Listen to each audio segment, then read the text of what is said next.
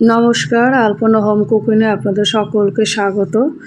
আপনারা অবশ্যই বিভিন্ন চিপস খেয়েছেন, তো আমি আজকে ঘরে বসে কাঁচা আলু দিয়ে একদম মুচমুচে চিপস বানাবো দোকানের মতন। তার জন্য আমি এখানে 3টে আলু খোসা ছাড়িয়ে নিয়ে ভালো করে ধুয়ে নিয়েছি। নিয়ে আমি এটা গ্রেটারের সাহায্যে একদম পাতলা পাতলা করে আলুর চিপস বানিয়ে নিচ্ছি। আপনারা যদি এইভাবে আলুর চিপস বানিয়ে বাচ্চাদের দেন, বাচ্চারা কিন্তু খুবই পছন্দ করবে, একদম দোকানের মতন হবে এবং মুচমুচেও হবে।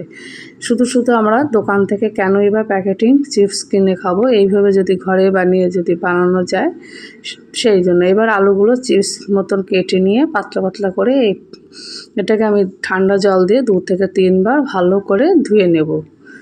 ধুয়ে নিয়ে আমি বাড়তি জলটাকে শুকনো ন্যাকড়া বা ফ্যানের তলা দিয়ে মুছে নিয়ে একদম শুকনো করে নিয়েছি।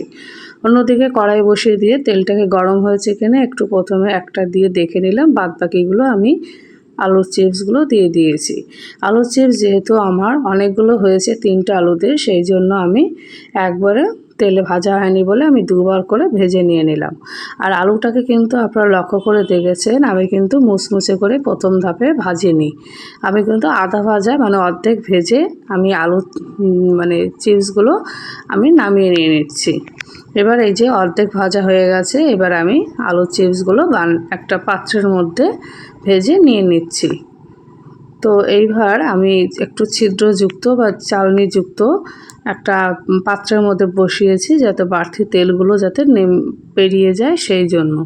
এবার আমি তেলটাকে এই যে আমি আধা ভাজা ভেজে নিয়েছি, আর তেলটাকে আমি একদম ফুল আছে গরম করে নিয়ে একদম মিডিয়াম আছে দিয়ে আমি আবার সব আলুর চিপসগুলো তেলের মধ্যে দিয়ে দিলাম।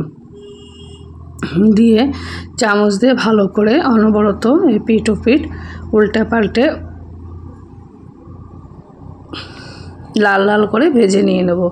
আর দেখুন আলুর চিপসগুলো পুরো লাল লাল করে ভাজা হয়ে গেল। এবার আমি একটা স্টিলের ছাঁকনি দিয়ে চিপসগুলো তুলে নিয়ে বাড়তি তেলগুলো সেঁকে নিয়ে আমি একটা পাত্রের মধ্যে নামিয়ে নিচ্ছি। তো এইভাবে আপনারা আলু দিয়ে সঙ্গে সঙ্গে চিপস বানিয়ে একদম দোকানের মতন মুচমুচে আপনারা খেতে পারেন। এইভাবে যদি বাচ্চাদের যদি চিপস বানিয়ে দেওয়া যায়, বাচ্চারাও কিন্তু খুব ভালোবাসবে। তো আমার চিপসগুলো সব পাত্রের মধ্যে নামিয়ে নিয়েছি, আর দেখুন কতটা মুচমুচে হয়েছে, একদম বাজারের মতন। এবার আমি এই চিপসের টেস্ট বানানোর জন্য কিছু শুকনো মশলা ব্যবহার করেছি, লাল লঙ্কার গুঁড়ো, চাট মশলা আর লবণ মিশিয়ে নিয়ে আমি এই চিপসের উপরে ছিটিয়ে দিয়ে ভালো করে মিশিয়ে নিয়েছি। তো কেমন হয়েছে আমার চিপসটা আমাকে অবশ্যই কমেন্ট করে জানাবে, আর ভালো লাগলে একটা সাবস্ক্রাইব করে পাশে থাকবে।